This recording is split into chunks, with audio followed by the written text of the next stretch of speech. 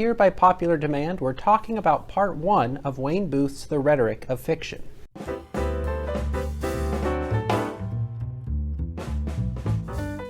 So The Rhetoric of Fiction is, at least according to the back cover, a pretty big deal. It's a book that has transformed the field of criticism and has become one of the most widely used texts in fiction courses.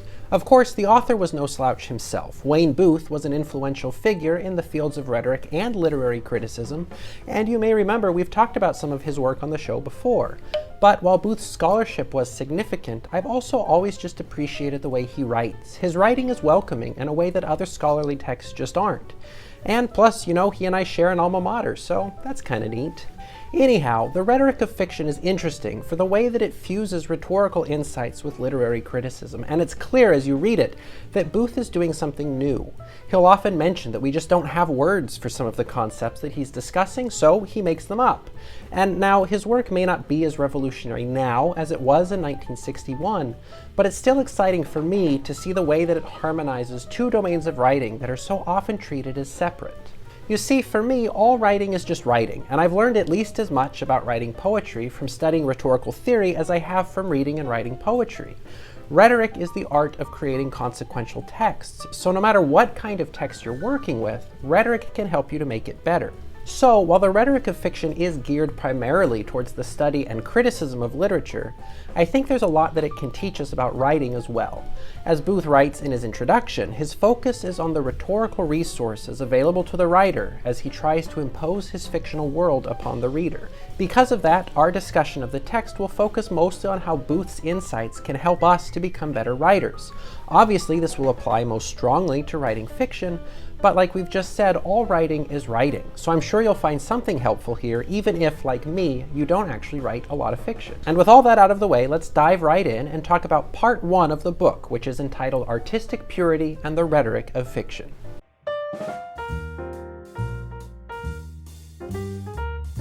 A lot of the first part of The Rhetoric of Fiction is devoted to Booth's responses to some of the prevailing rules that have been applied to the writing of fiction in the last century or so. The first of which is the decree that showing is always better than telling.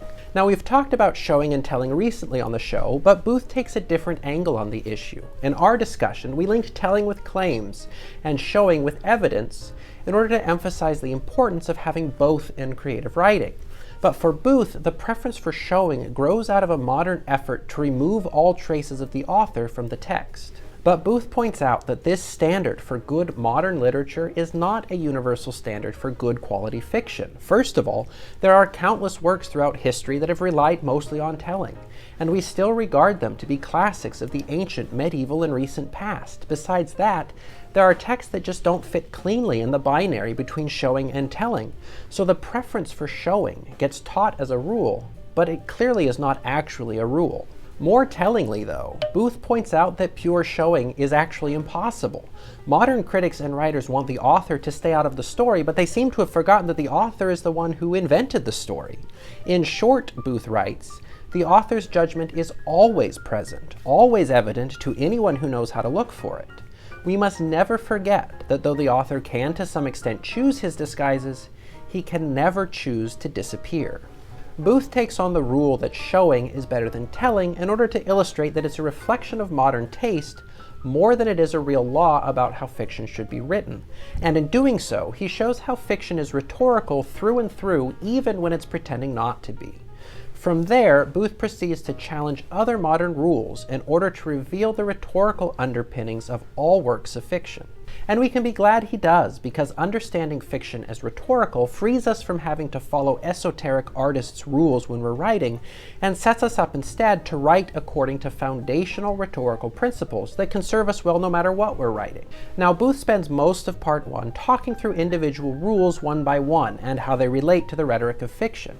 But as he does so, he also brings to the surface 3 main concepts or components that grow out of his rhetoric of fiction. And now I find these 3 concepts especially useful and interesting, so we'll spend the rest of our time today talking about these concepts and how they relate to each other and to our practice as writers.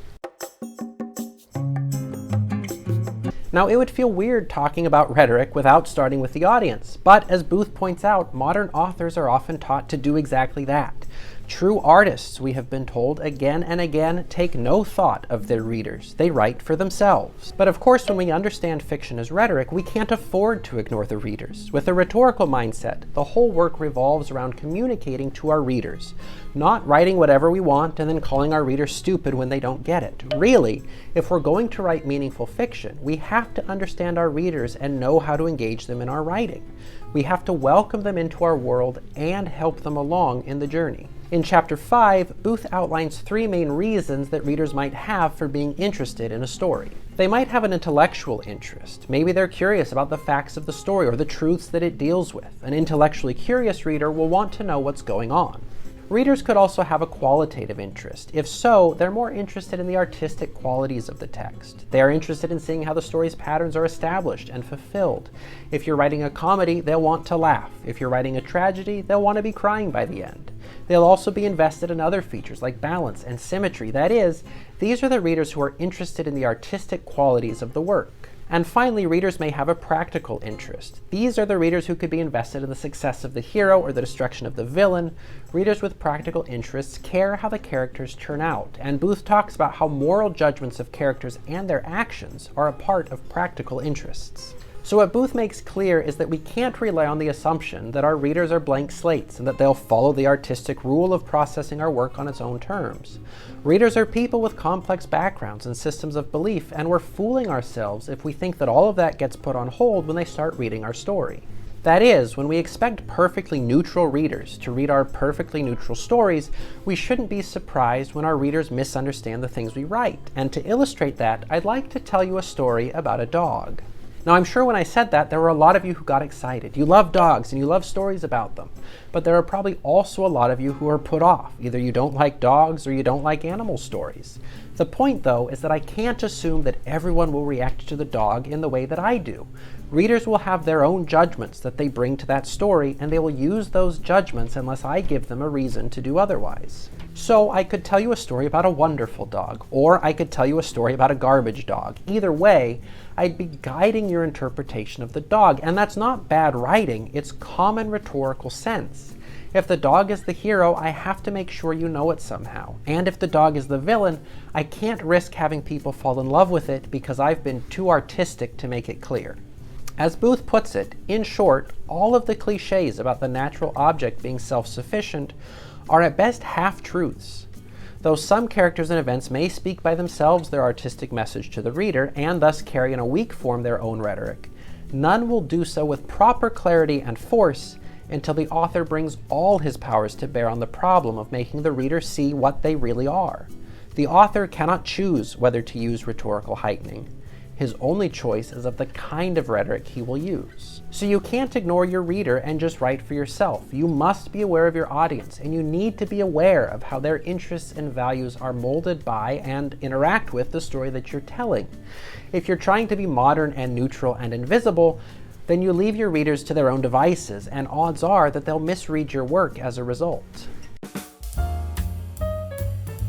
Novels, the experts tell us, must be realistic. And of course that makes a certain kind of sense. There has to be enough reality in a story for readers to know what's going on. Characters are expected to react to events in reasonable ways, and even when the clocks are striking 13, gravity still goes down. The call for realism isn't necessarily a call for the elimination of fantasy, though. Even when you have characters with magical powers, those powers are often bounded by rules. Characters can't just do anything at any time, even the extraordinary ones, and if they could, the stakes of the story would be lost and readers just might not care. But some modern writers have taken the idea of realism to the extreme. Booth talks about the ones who write novels and transcribe every nonsensical and half-formed thought moving through a character's mind, or those who describe every mundane detail in a setting and every slight motion by the character in real time because it's realistic. Booth points out, though, that all that realism just made for really boring novels. Yes, it's realistic for someone to go through many complex motions when they're signing their name, but you're not writing better or more realistic fiction if you describe every loop and skip of the pen. So the first problem with realistic novels is that realistic isn't a fixed term. Booth rightly points out that what counts as real isn't isolable to a single fact. Really, reality for any work is negotiated among the author, the reader, and the world of the work. So don't get distracted by some supposedly objective standard of realism. More pressingly though, extreme realism creates problems of focus and attention. If, in an effort to be realistic, you describe every item on a character's desk in excruciating detail, your readers will have a hard time knowing which details are actually important. Stories, unlike life, have plots, and you're going to want to guide your reader through the plot. But that's not going to happen if everything is equally important and gets an equal amount of extreme attention. That is, fiction may be realistic, but it doesn't have to be as cluttered with the mundane as actual life is. If you or I, as a writer, mindlessly follow the rules of realism, we'll end up with something that looks right to the critics, but it might not be very compelling to the readers. But if we think rhetorically, using our knowledge of the audience well, we can craft stories and details and characters that appear real and also lead our readers to the right dramatic conclusions. The real point is not that fiction should be indistinguishable from life. It is rather that you will write a more convincing and compelling story if you employ your rhetorical awareness to direct your readers to the aspects of reality that are most important to appreciate your story. As we think rhetorically about our audience and what they bring to their reading of our work, and as we think rhetorically about the work itself and how it connects readers to our vision, it's also worth thinking rhetorically about our place as authors within the text. The modern rule that Booth takes on most directly is the one that authors should be objective, and it's one that underpins the whole problem of arhetorical modern fiction. It is, simply put, that an author should be a disinterested messenger of the facts of the story. They should not be the architect or the influencer or the evaluator of the story. And obviously, that's impossible. Booth writes, the novelist who chooses to tell this story cannot at the same time tell that story. In centering our interest, sympathy, or affection on one character, he inevitably excludes from our interest, sympathy, or affection some other character. Every decision an author makes to do one thing is also a decision not to do something else. These stories are created. They don't just happen.